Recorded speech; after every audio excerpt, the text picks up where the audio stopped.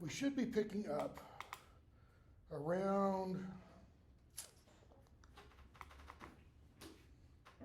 I'm going to back up just a little bit, 937 or so in the PDF version. This is when Jocasta and Oedipus are talking, and Oedipus says, you know, there's one thing you said that kind of everything hinges on. He said, you said thieves. You said thieves. He told you a whole band of them murdered lives. Okay? If he holds still to the same number, I can't be the killer. And she goes, you're right. And he can't change the story now. Okay? So, she concludes saying, Apollo was explicit. My son was doomed to kill my husband. My son, poor defenseless thing, he never had a chance to kill his father. Notice that. My poor defenseless son didn't get the opportunity to kill his father. There's something else going on there, by the way. They destroyed him first. So much for the prophecy. It's neither here nor there. From this day on, I wouldn't look right or left. In other words, full speed ahead, Oedipus. Don't worry about prophecies, right? So, Oedipus is like, yeah, but there's still that shepherd. I've got to hear from him. He goes out. Chorus comes on. Destiny guide me always. Destiny find me filled with reverence, pure in word and deed. Great laws tower above us, reared on high, born for the brilliant vault of heaven. Olympian sky, their only father, nothing mortal. No man gave them birth. In other words, the laws are to use an old phrase, inexorable. You cannot get away from the laws. Not laws like Congress passes. These are what in the next play are going to be called the great unshakable unwritten traditions. Okay? I think I mentioned the other day such things like you shouldn't sleep with your mother, you shouldn't sleep with your father, you shouldn't kill your father or mother, you shouldn't kill your brother or sister, etc., etc. Okay? So, the chorus finishes that first stanza and then leads to pride. Why? Pride breeds the tyrant, violent pride, gorging, crammed to bursting with all that is overripe and rich with ruin. In other words, pride wells up within the individual. But the healthy strife that makes us strong, I pray that God will never end that wrestling. In other words, it's good to have back and forth. You know, we're in a political season now. Trump says stuff, Biden says stuff, their supporters say stuff. The chorus is saying, that's fine. That's good. It's that kind of competition that brings out the best in people. But it's that pride that the chorus is warning against. But if any man comes striding high and mighty in all he says and does, no fear of justice, no reverence for the temples of the gods. That is, if this person says, the hell with the gods, the hell with their laws, I'm the mightiest person here, all hell's about to break loose. Let a rough doom tear him down. Repay his pride, breakneck, ruinous pride. If he cannot reap his profits fairly, cannot restrain himself from outrage, mad laying hands on the holy things untouchable, can such a man so desperate still boast he can save his life from the flashing bolts of God? If you think you can give the finger to Zeus, okay, can such a man still save his life from Zeus, essentially? Why does the chorus include these two stanzas? Remember, the chorus does two things. It generally comments on what's been said before, and it kind of foreshadows a little bit about what's to come. Has the chorus mentioned any name in connection with this pride? No. Why not? Well, within the world of the play, that would kind of be suicidal.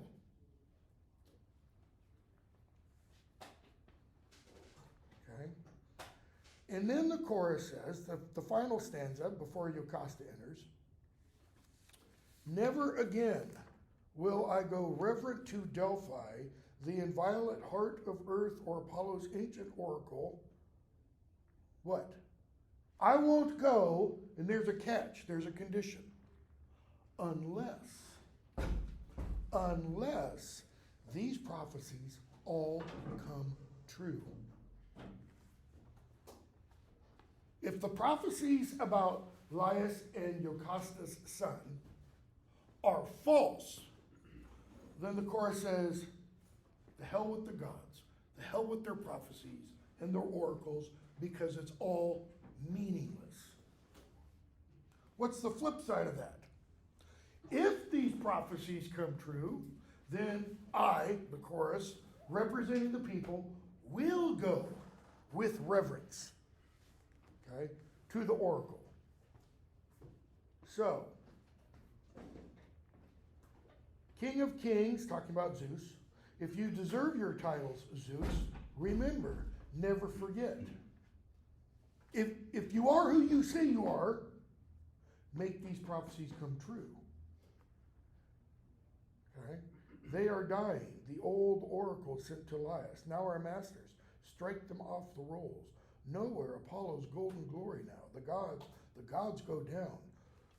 The oracle is essentially saying something that a poet that we're going to read, I think, for the last day of class, assuming we get there, is going to say.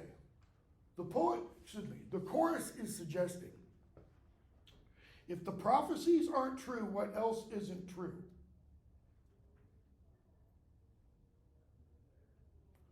The whole religious system that they believed in. If these prophecies are false, then everything is false. Notice how important this is, okay? Not only for the chorus and the world of the play, but for the culture. Now, little side detail, it's probably the case that by the time Sophocles is writing this in the mid-5th century, it's likely that most Athenians did not believe in all these gods. It's likely that many of them thought those are essentially fairy tales and myths, which is why Socrates, who was the teacher of Plato, who was the teacher of Aristotle, and they're in this time period, 5th century, which is why Socrates, when he goes on trial, one of the things he's accused of is atheism, that he didn't believe in the gods. And he was like, yes, I don't believe in the gods. He believed in what he called the God, the good, the highest good, that there was something out there. And he said all these images of gods, those are ridiculous. Those kind of defame divinity, so to speak. All right? They are dying, the old ones, the old oracles, etc. Jocasta comes in. And she says, it occurred to me just now to visit the temples of the gods. Well, what was the chorus just talking about? The gods. And that if the prophecies are not true, then the gods are false. She comes out and says, what kind of came to my mind? I ought to go to church. No. Church is an anachronism for this time period. That's a particularly Judeo-Christian notion, but I ought to go to the temples. Oedipus is crazy. That's what line 1001, Oedipus is beside himself, means. How is he crazy? How is he beside himself? Racked with anguish, no longer a man of sense, he won't admit the latest prophecies are as hollow as the old. What are the latest prophecies? The prophecy that he received. The old ones, the ones that Laius and Jocasta received. And possibly she's casting into doubt or into question all the old prophecies about everything that's been prophesied. Okay? So, she puts her branch on the altar, and an old herdsman comes in from the side. Not the one summoned, but a different one. And so we hear her offering prayers and such, and the messenger comes in and says, I'm looking for the palace of King Oedipus. Better yet, Oedipus himself. You know where he is. And the leader says, well, this is his palace, because remember, according to those three unities, time, place, action, all the action occurs within a single 24-hour period. All the action occurs at one location. It's in front of the palace of Oedipus. And all of the action has one main plot. Okay? So, yeah, this is his palace, and Oedipus is inside. This is his queen. And then notice how this is a photocopy of a book. I didn't make the PDF, somebody else did. But this is a photocopy of a book. And notice how, and I don't know if it is in our textbook, the printing does the next words. She says, the leader says, on one line, but here is his queen, comma, his wife and mother, line break. Why the line break there?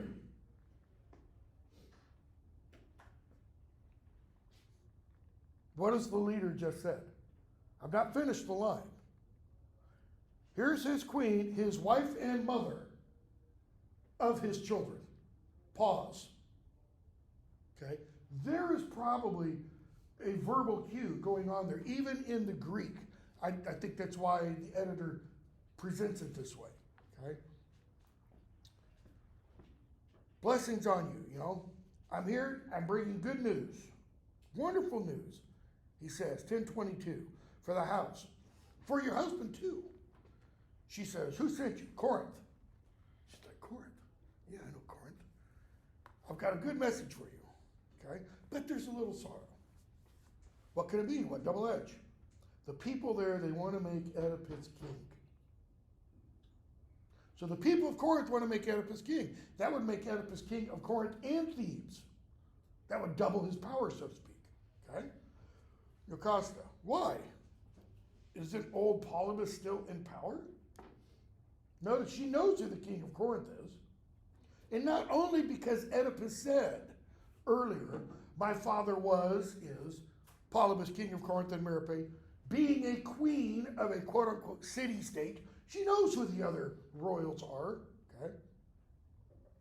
She said, what? Polybus is dead? Messenger, if I'm not telling you the truth, strike me dead too.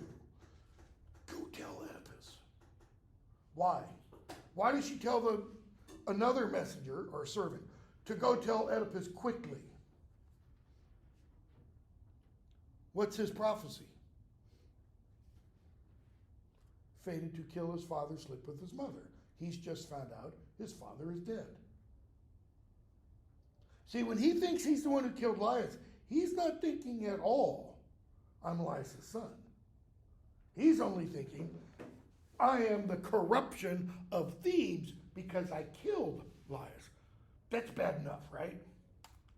Finding out he's Laius' son, that's a whole other ball of wax. So, go tell Oedipus, get him out here. Oedipus comes out. She goes, listen, see for yourself what all those awful prophecies of God have come to. He's from Corinth. Polybus is dead. Notice, she doesn't let the messenger spill the beans. Why? She's his wife. She's concerned for his mental well-being. She wants to calm him down, put him at rest. Not to rest, but he said, tell me. Okay? Polybus is dead, the messenger says. How? Murder? Sickness?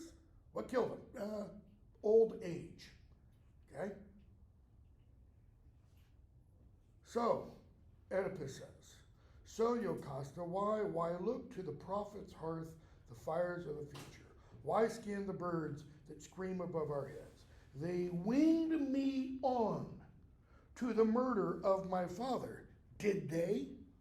That is, these things would have pushed me to the murder of my father if they were true, is what he's suggesting.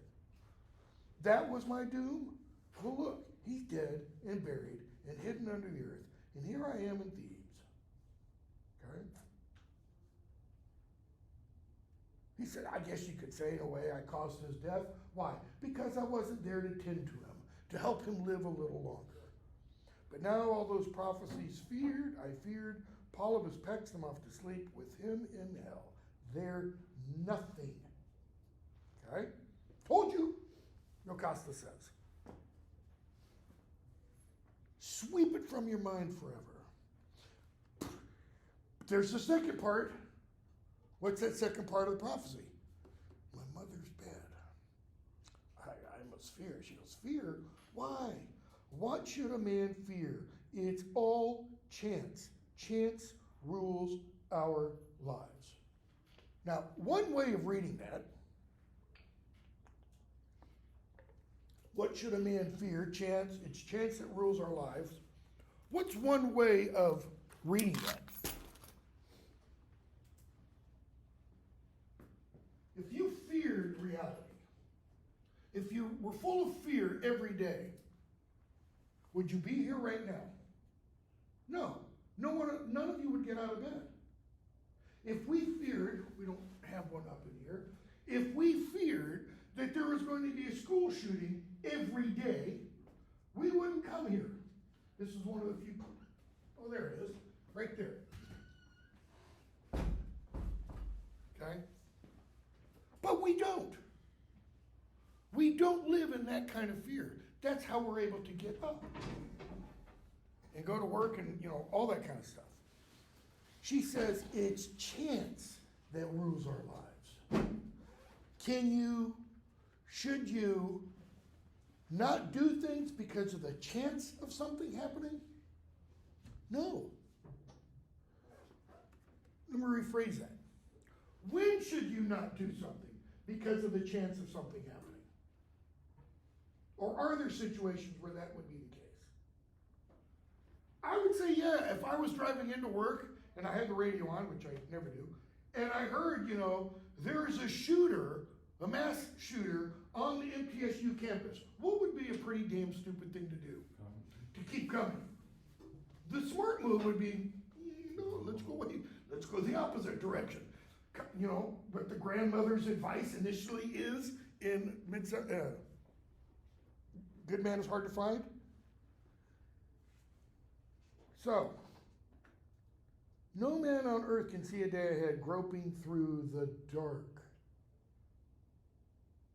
Not today, the day ahead.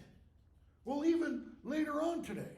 Every one of us probably has some kind of plans for today. Those plans might just be going to other classes, going to work, etc., etc.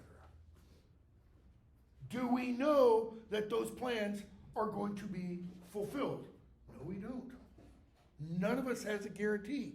Any one of us, God forbid, could leave school and get in a car and be killed.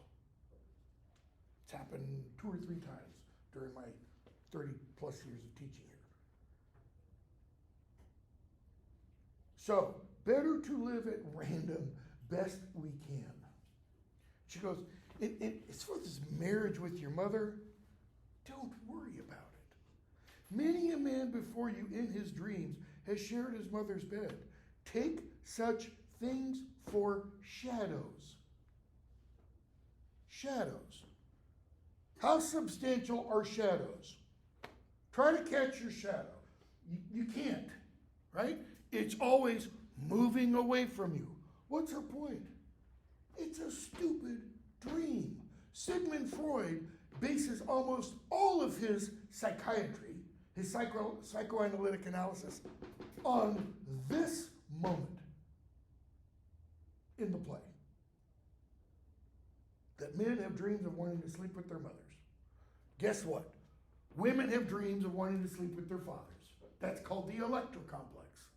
This is called the Oedipal complex. Men wanting to murder their fathers, sleep with their mothers. The Electra, women wanting to kill their mothers to sleep with their fathers. That pretty much answers why all of humanity is screwed up, according to Freud, Personally, I think Freud was the one who was walking around with a few screws loose. Live, Oedipus, as if there's no tomorrow. Good advice or bad advice? It's not bad. What's the problem with the advice? What's the problem with their understanding at this point? What do none of them, except for one, know? Polybus wasn't Oedipus' father. Merope is not his mother. Okay? So they go back and forth, and the messenger says, wait a minute, who's the woman you're talking about? Because they've been talking about sleeping with your mother and stuff. Who? Merope, old man, wife of Polybus. The queen? Why do you fear her? Prophecy sent by the gods. Tell me, unless it's private. Oedipus, no, Apollo told me once, it's my fate. I must make love with my own mother, shed my father's blood. And he says, so for years, I've not gone near Corinth. You afraid of that? Dad kept you from, my father. Well, I can alleviate that fear. I'd give you a rich reward. He says, why do you think I came here? What's the rich reward he came for? To give him the kingship. Okay? 1105. 1104. Oedipus says, I will never get near my parents. Messenger, my boy. Okay, he's calling the king my boy. What's that tell us? The messenger is old, and frankly, he doesn't care anymore in terms of, if Oedipus does anything to him. You don't know what you're doing. What do you mean? If you ran from them, always dodging home, okay, always, you'd be covered with guilt from both your parents. Because Oedipus says, I was afraid the oracle might come true. And the messenger says, and you would be terribly afraid and full of guilt. He goes, yeah, that's right. Don't you know? Don't I know what? Polybus was nothing to you. That's why, not in blood. What are you saying? Polybus was not my father, no more than I am. He and I are equals. Oedipus is like, what? You're a scummy little lowlife shepherd. I'm the king. How can my father equal nothing? My father, Polybus, equal you. Okay? Oedipus thinks he's being pretty witty here. The messenger. When Oedipus finishes that little speech, you're nothing to me. Messenger. Neither was he. No more your father than I am. Boom. Hammer drops. So Oedipus has to start thinking. Why do you call me a son? You were a gift. He took you from my hands. No, from another's hands. How could he love me so? Of course he loved you. Do parents who adopt not love their children? Of course they do. Okay? So did you buy me? Did you find me by accident? He goes, no, I found you on Mount Kithaeron. Why were you? I was a shepherd there. And a guy came and brought you, and I took you from him. Okay? Notice, Oedipus seems to be getting a little angry at this guy. And Oedipus says, a herdsman were you, 1128? A vagabond, scraping for wages? The messenger, your savior too, my son, in your worst hour. That's the messenger essentially saying, I saved your sorry, you know what? You should be grateful. Of course, the messenger doesn't fully understand what his words ultimately mean either. Was I in pain? He goes, look at your ankles. You have to bring that up again? Your ankles were pinned together. And by pinned, most scholars think that means the description I've used before, nailed together. Okay? You got your name from that misfortune. The name's still with you. Who did it? Mother, father? I don't know. The one who gave you to me. Well, who's that? Yeah, there's another shepherd. Who did he work for? What was that guy's name? Laius. That's who he worked for. Jocasta turned sharply. Why? If she were saying something, what would it be? It'd start with O and end with it. She knows. She knows now. The servant who gave Oedipus to this guy was a servant of Laius. She knows of only one child sent by Laius by a servant to die on Mount Kithaeron. The king, him, is the servant. So, you tell me. Okay? So Oedipus asks the chorus. Anybody know who that herdsman is? And they're like, the leader, I think he's that one you sent for. He should be here pretty soon. Oedipus asks his wife, Jocasta, is that the one he means? The one you sent for? She goes, why ask? Old shepherd. Old shepherd talk, empty nonsense. I think the old implies not just to shepherd. It also applies to talk. It also applies to empty nonsense. Forget about it. Don't give it another thought. What? Give up now with a clue like this? Why clue? What are clues part of? A mystery. A problem to be solved. Oedipus, we already know, is a great problem solver. He solved the riddle of the Sphinx. Fail to solve the mystery of my birth? Not for all the world. In other words, he's willing to sacrifice all the world to find out who he is. What was one of the first questions Tiresias asked him? He started to say one thing, stopped, ... Who are your parents? Do you know? And a few lines later, Oedipus starts to say something, and then he says, who is my father? Now, because he's been pulling at that thread, he's got to know. Jocasta, stop in the name of God. If you love your own life, call off this search. My suffering is enough. What does she mean, my suffering is enough? What suffering? Her husband being dead all these years? No. Tied to it. What is her suffering that is enough?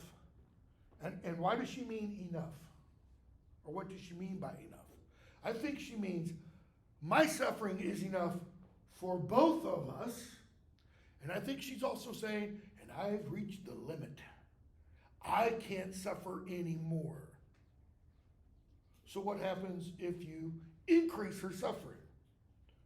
We get what she does to herself. Okay? But what is her suffering? She's experiencing it now, even in saying these words. She knows everything that's happened. She knows who Oedipus is. Oedipus doesn't yet. She knows Oedipus is my son, and I've been sleeping with him for 20 plus years. And my grandchildren are also, my children are also my grandchildren.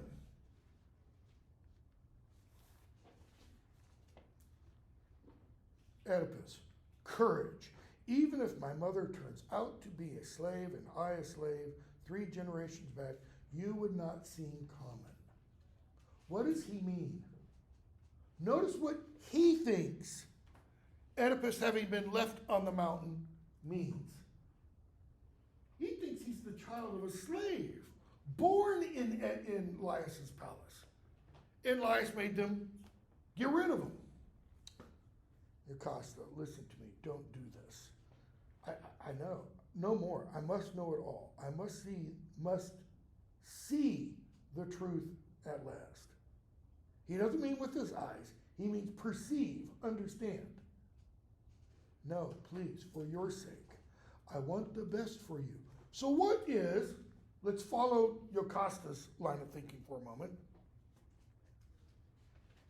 What is she willing to do at this point? Let's say she gets Oedipus to stop. For you, my love, anything. Send the messenger away. Send the shepherd back to his fields. She's willing to do what? To go on living the way they've been living for the last 20 plus years. She's willing to keep those secrets to herself. What did Tiresias say? Let me keep my burdens. So much spam. Let me keep my burdens, and I'll not reveal your dark secrets either. Okay? Tiresias is willing to do that too. You're doomed.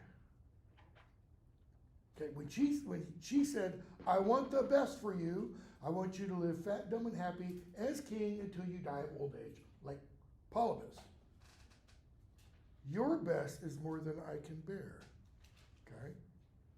Oedipus is saying, no, honey, I want the best for you. You're doomed. May you never fathom who you are. What does fathom mean?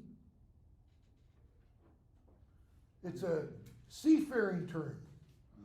It's to figure out how deep the water is beneath your ship or boat. She's saying, may you never plumb to the depths of who you really are.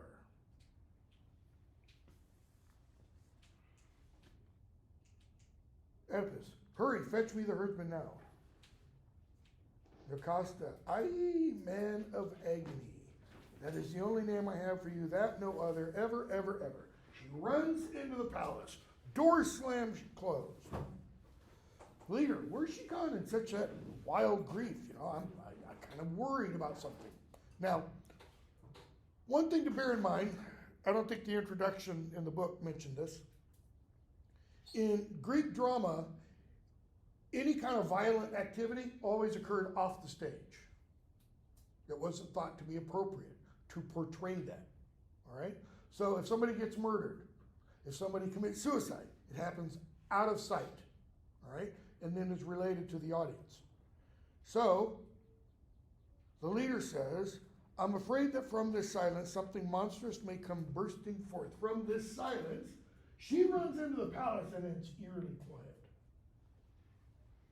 Notice that something violent monstrous may come bursting forth. That's almost a pregnancy and childbirth image. Just as something monstrous came forth before, via the prophecy. Let it burst, whatever will, whatever must. I must know my birth, no matter how common it may be. He still thinks he's a slave born. Maybe she knows. What does Oedipus assume? Jocasta doesn't want to find out that she married the son of a slave. Okay? So, chorus comes out and speaks, talks about Apollo, asks the question 1204, Oedipus' son, dear child, who bore you? Who are the nymphs who seem to live forever? Mated with Pan, the mountain-striding father. Who was your mother? Blah, blah, blah. Okay? The shepherd's brought in. Oedipus says, I never met the man, but I guess that's the shepherd. Leader says, yep, that's him. Shepherd comes in, doesn't want to say anything, and the messenger starts talking to him, says, don't you remember me? Don't you recognize me? I met you on the mountain. You gave me a baby. 1255. You gave me a child back then, a boy, remember? Why rake that up again? Rake. Why the verb rake? What do you do with a rake? You pull, you uncover. Why uncover that? This information has been dead and buried. The messenger, come on, old friend. This is the guy who was a baby then. Damn you, shut your mouth. The messenger has just told us, this man, the club-footed one, he was the baby you gave me. Oedipus, what are you yelling at him? And Oedipus threatens the shepherd who gave him to the messenger with torture. Okay? So he says, then speak. He said, yeah, I gave it to him. Where'd you get it? That is the baby. 1233. Your house? It wasn't mine. I got it from who? Notice Oedipus, which one of them kind of looks at the citizens, the chorus? None of them came from Laius's house. Slave were born of his own blood. Oh no, I'm right at the edge of the horrible truth. 1285, I've got to say it. We're right there. We're right there at that pinnacle. Why can I not draw a straight line? Of that tragic pyramid. Oedipus is gaining recognition, and we're about to get the reversal.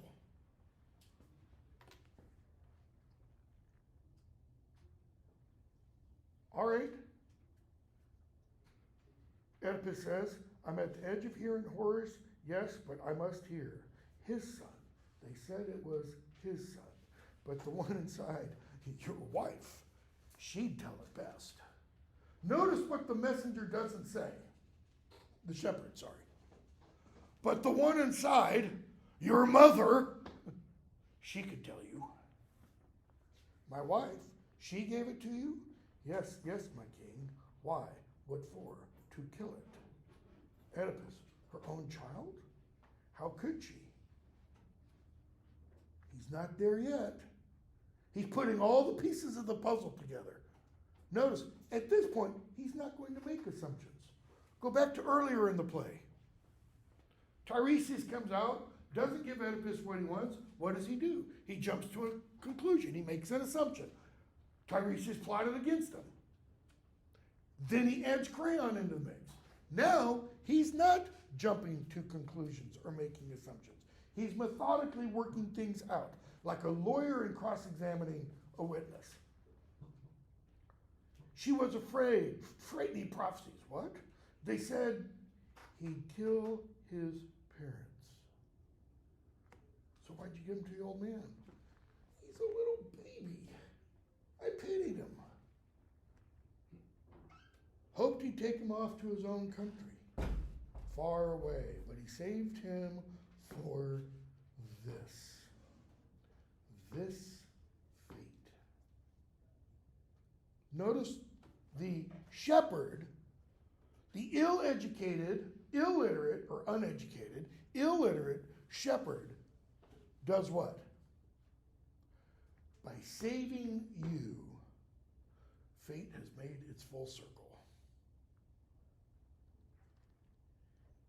If you are the man he says you are, notice the shepherd isn't saying you are the man he says you are.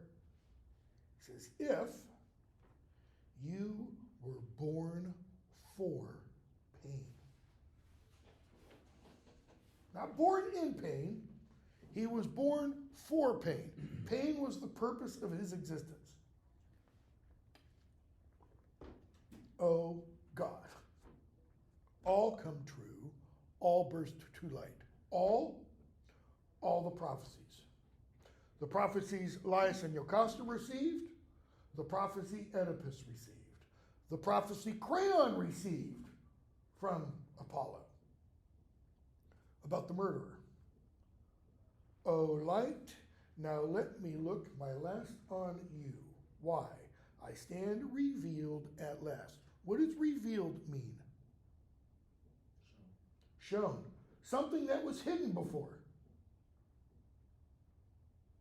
Cursed in my birth, cursed in marriage, cursed in the lives I cut down with these hands. And he runs through the doors. The chorus says, Oh, the generations of men, the dying generations. Adding the total of all your lives, I find they come to nothing. Remember when I was talking about nihilism and existentialism with the misfit in A Good Man is Hard to Find? It's kind of right there. Notice what the chorus has just said. What does life consist of? Dying and nothing.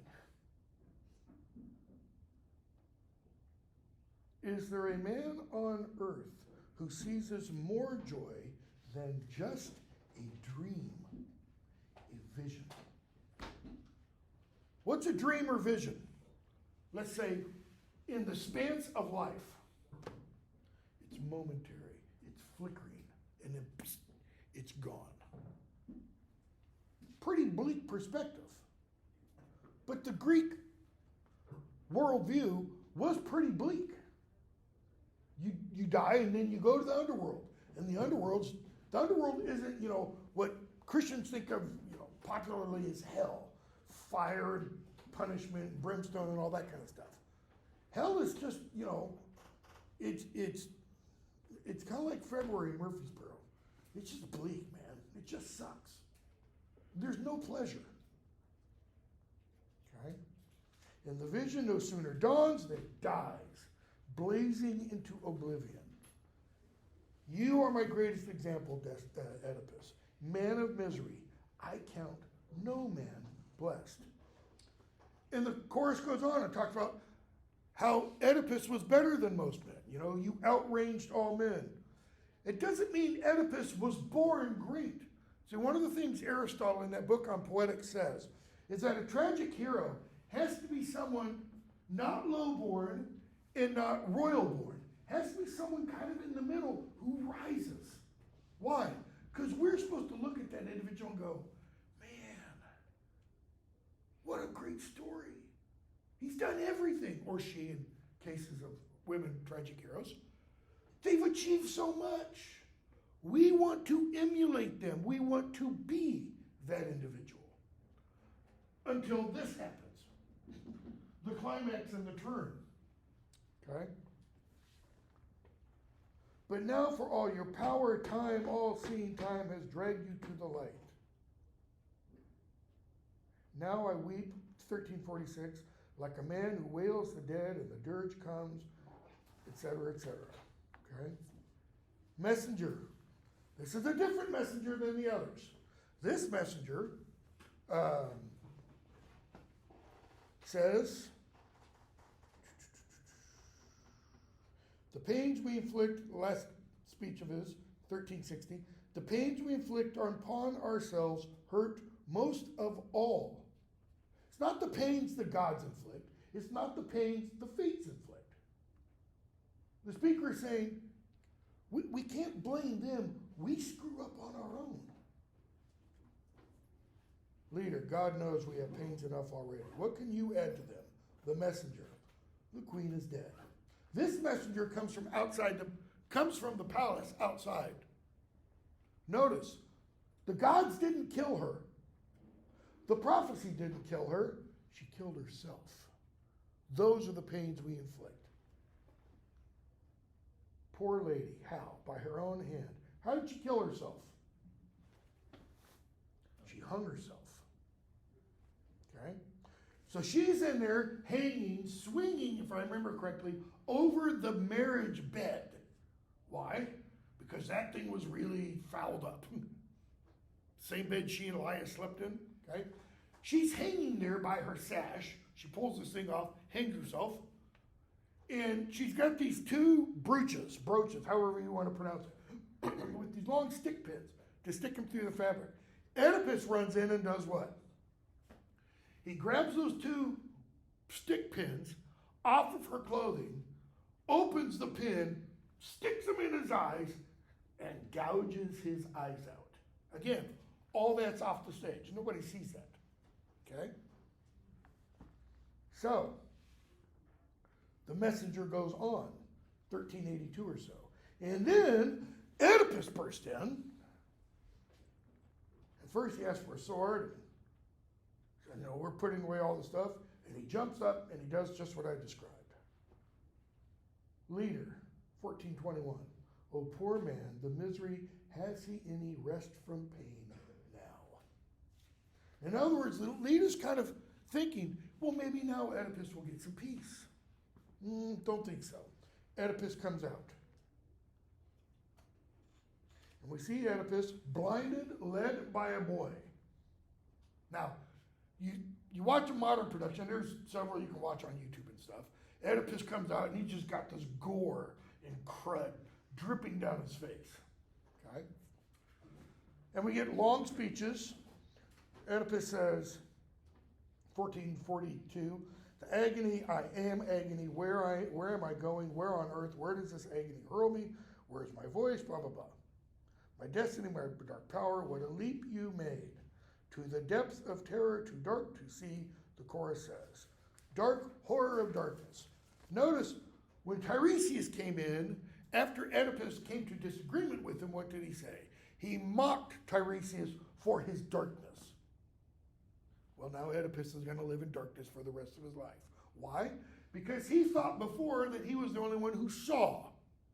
Now he realizes he was a blind fool. So now he's going to be a blind fool. So Oedipus and the chorus go back and forth. Talks about Oedipus does lines 1500 and following for nearly 50 lines, over 50 lines. All the horrible things he's done, exposing his guilt, etc. And Crayon comes in. And Crayon says, I haven't come to mock you, 1557, Oedipus, or to criticize your former failings. And then he talks to the messenger. What are you guys doing? Why did you let him out like this? Okay? So Oedipus and Crayon talk quite a bit. And Oedipus gives Crayon some commands. And actually he says, I beg, 1583 or so. Bury the woman inside. Notice he doesn't say bury mom. He doesn't say bury my wife. The woman inside, It's the only decent thing you can do. All right? He says, Crayon, take care of my children. Doesn't have to worry about his sons because they're men. But the two daughters he does. Okay? Crayon says, don't worry about it. I'll take care of them. Antigone and Ismene are brought out so that Oedipus can say goodbye to them. Okay? Crayon, I've already thought about it, Oedipus, don't worry. Now, notice how Crayon is presented throughout this play. He's compassionate, he's merciful, he's kind, he's forward-thinking, he plans well. Okay? So Oedipus calls his two daughters, they're brought to him. He places his hands on them and blesses them, and again asks, Crayon to take care of them. He says, don't let them go begging. Let me back up. Before they're brought out, that long speech kind of long speech, when he makes a command, 1580, whatever. After talking about burying Jocasta, he says, as for me, never condemn, line 1586, never condemn the city of my fathers to house my body, not while I'm alive, no. Let me live on the mountains on Kithaeron, my favorite haunt. I've made it famous. Mother and father marked out that rock to be my everlasting tomb, buried alive. Let me die there where they tried to kill me. No sickness can destroy me. Nothing can. Why? I would never have been saved from death. I've been saved for something great and terrible, something strange. Well, let my destiny come and take me on its way. He's saying it's his fate to live a long, painful life. Remember his curse. May the murderer of Laius, the one who is the corruption of the land, wander long days, seeking refuge and shelter and never finding it. Okay? So, go towards the very end. Oedipus speaks again to the two daughters. 1661, Creon says finally, enough. In other words, it's time to stop. You've wept enough. Go into the palace. I must, but I find it hard. Time's the great healer. In other words, Oedipus, let the years go by, and you'll find everything's going to work out fine. It's not true. Okay? I'll go on what condition? Tell me, I'm listening. Drive me out of Thebes. You have to drive me out. I have to be in exile. Creon, not me. Only the gods can give you that. Only the gods can make you do that. Well, he swore an oath. He swore a curse. The gods will fulfill that. Okay? So,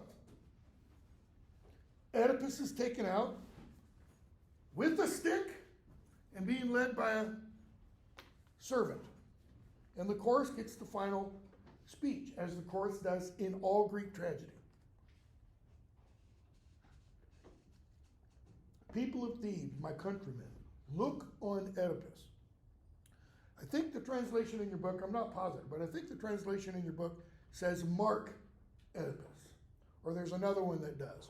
Mark means, look on just kind of means like look at it. Mark or take notice means pay attention to Oedipus. He's more than just what he seems. He solved the famous riddle with his brilliance. He rose to power, a man beyond all power. Who could behold his greatness without envy? There's that thing I was talking about with Aristotle. One of the purposes of tragedy is to envy that person, to experience in ourselves a little bit of what that person goes through, build up all those emotions, and then with the reversal and the fall, to release them. It's a catharsis, the term he used, a purging of all this negative emotion. Who could behold his greatness without envy? Now, so as opposed to then, now what a black sea of terror has overwhelmed him. See, one of the things Aristotle says is, when we look at these kinds of plays, we ought to say, modern phrase, there but for the grace of God go I. In other words, if I were in Oedipus' shoes, I'd have done the same thing. Not intentionally. Does he do any of it intentionally? No, he didn't know. Now, final line. Now, as we keep our watch and wait the final day. Keep our watch. What does that mean? It's like stand guard. For what? Waiting for death. Standing guard for death. Waiting for the final day to come. Do what? Now as we keep our watch and wait the final day, count no man happy till he dies, free of pain at last. That's the concluding line of this greatest of Greek tragedies. Count no man happy till he dies, free of pain at last. So you're only going to be happy when you're free of pain. And you're only free of pain when? When you're no longer breathing. What kind of outlook is that? It's even bleaker than the Misfits. Okay? And we're going to read a poem, as I said, at the end of the semester that is largely based upon this, or that takes a cue from this, called The Dover Beach. And then we're going to read a parody of that poem called Dover Bitch. Okay? Dover Beach involves two people, a man and a woman at a hotel looking out over the English Channel. Dover Bitch also involves a man and a woman in a hotel, but it's not at all the same. It's a totally different beast. All right, we'll stop there. I've not looked at the quizzes, exams. I'll grade those today. If you want to know what you got on it, send me an email, because I don't think there's a way where I can have it show you your results, because I don't use the D2L gradebook, because it's too confusing. You want us to email you through D2L or? Yeah, through D2L.